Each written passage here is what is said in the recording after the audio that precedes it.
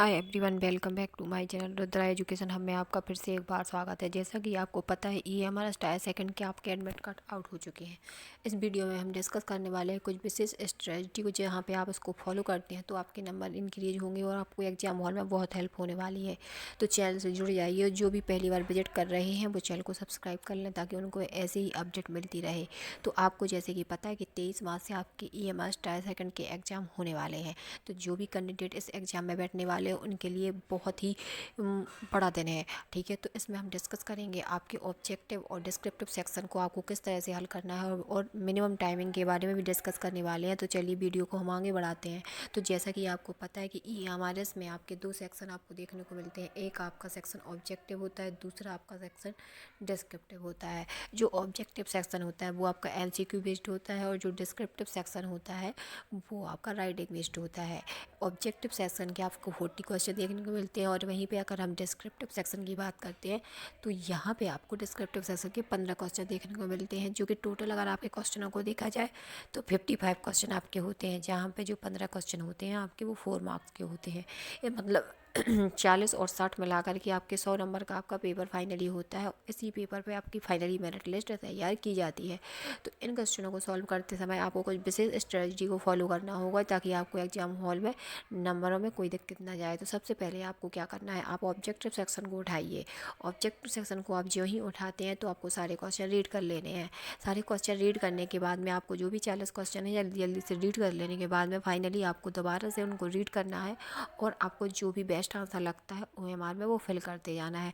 आपको चीज़ें इस तरीके से करनी है कि आपको ये कोशिश करनी है कि जो भी आपका ऑब्जेक्टिव सेक्शन है उसको आपको दोबारा से रीड करने की ज़रूरत ना पड़े, क्योंकि इतना टाइम एग्जाम में नहीं होता है कि बार बार उसी चीज़ों को अपन करते रहें। ठीक है, क्योंकि डिस्क्रिप्टिव सेक्शन भी आपको लिखना होता है, और वो भी एक बहुत इंपॉर्टेंट रोल प्ले करता है, क्योंकि वो आपके 15 क्वेश्चन आपको 60 नंबर दिलाने वाले हैं। तो इस चीज़ को आपको विशेष रूप से ध्यान करना है। तो आपको इस तरीके से वो 40 क्वेश्चन कर लेने हैं। अब हम बात करते हैं मिनिमम टाइम में आपको ऑब्जेक्टिव सेक्शन सॉल्व करना है, तो कम से कम 35 से 40 मिनट में आपको अपना ऑब्जेक्टिव सेक्शन है वो कर लेना है। ठीक है, अब ऑब्जेक्टिव सेक्शन करने के बाद में फाइनली आपको अब डिस्क्रिप्टिव सेक्शन में वही रणनीति अपनानी है।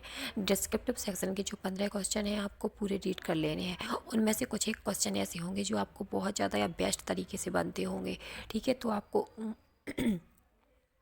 उसमें से वो क्वेश्चन उठाने हैं जो फाइनली आपको बहुत अच्छे से बनते हैं। तो जो क्वेश्चन बहुत अच्छे से आते हैं उनको सबसे पहले आपको राइट करना स्टार्ट करना है, और राइट करते समय में आपको डिस्क्रिप्टिव क्वेश्चन लिखते समय में कोई विशेष स्ट्रेटजी को फॉलो करना है। जैसे ही आपको बहुत ज़्यादा शब्दों की भरमार वहाँ पे नहीं करनी है। जो चीज़ें सिलेक्टेड हैं केवल आपको वही कर लिखनी है, जो कि आपको केवल नंबर दिलाने में हेल्प करे। यूँ ही लाइनें भरने से आपको नंबर नहीं मिलेंगे। या 2 क्वेश्चन का है, 2 नंबर का आपका क्वेश्चन है, अगर वहाँ पे बहुत सारा लिख देते हैं तो 5 नंबर आपको नहीं दिए जाएंगे। जितने नंबर का क्वेश्चन है आपको केवल उतने ही वर्ड्स लिखने हैं। अगर आप शॉर्ट आंसर राइटिंग कर रहे हैं तो आपको मैक्सिमम 15 से 60 वर्ड में भी अपना क्वेश्चन फिनिश कर देना है। ठीक है, हमेशा इस चीज़ को याद रखना है कि वर्डों में कोई भी गलती नहीं होनी चाहिए। हिंदी में अगर आप लिख रहे हैं तो कोई भी मात्राओं में इस तरह की गलती नहीं होनी चाहिए जहाँ पर भी आपके मार्क्स को कट करने की बारी आ सकती है। तो इस चीज़ों को आप विशेष ध्यान रखना चाहिए। आपको सटीकता पर विशेष ध्यान देना है। ठीक है, यूनिवर्सल चीज़ों को, हेडलाइन को आपको बहुत अच्छे से देना है। हर एक क्वेश्चन में इंट्रोडक्शन बनाने की कोशिश आपको करनी है, और फाइनल कंक्लूजन भी आपको देने की कोशिश करनी है। तो डिस्क्रिप्टिव लिखते समय आपको विशेष फाइनली इन चीज़ों पर बहुत ध्यान रखना है। ठीक है, जैसे ही आपका डिस्क्रिप्टिव क्वेश्चन राइट हो जाता है, अब आपको केवल वो क्वेश्चन अटैम्प्ट करने हैं जो आपको कम आती है फाइनली लास्ट में।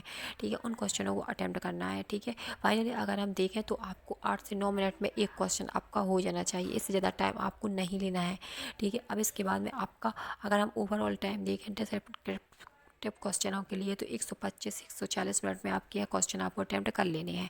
ठीक है, आपके दोनों सेक्शन अब फिनिश हो जाते हैं। अब बचा हुआ जो टाइम है 5 से 20 मिनट का, वो टाइम है उसमें आपको अपनी ओएमआर सीट को बहुत अच्छे से देखना है, एक बार रिव्यू करना है। आपका रोल नंबर जो भी भरा है, वो डेट ऑफ बर्थ, हर एक चीज़, कोड पेपर का सब कुछ आपको वहाँ पे फिल करके किया हुआ है उसको एक बार रिव्यू करना है, ये आपसे कोई गलती तो नहीं हुई है। इस तरीके से आपको इस प्रोसेस के तरीके इस स्ट्रेटजी को अपना कर एग्जाम हॉल में अपना एग्जाम करना है। आप देखिए आपका रिजल्ट बहुत ही अच्छी होने वाला है, इसलिए इस स्ट्रेटजी को ही फॉलो करें। और हाँ, एग्जाम हॉल में आपको पैनिक होने की बिल्कुल भी ज़रूरत नहीं है।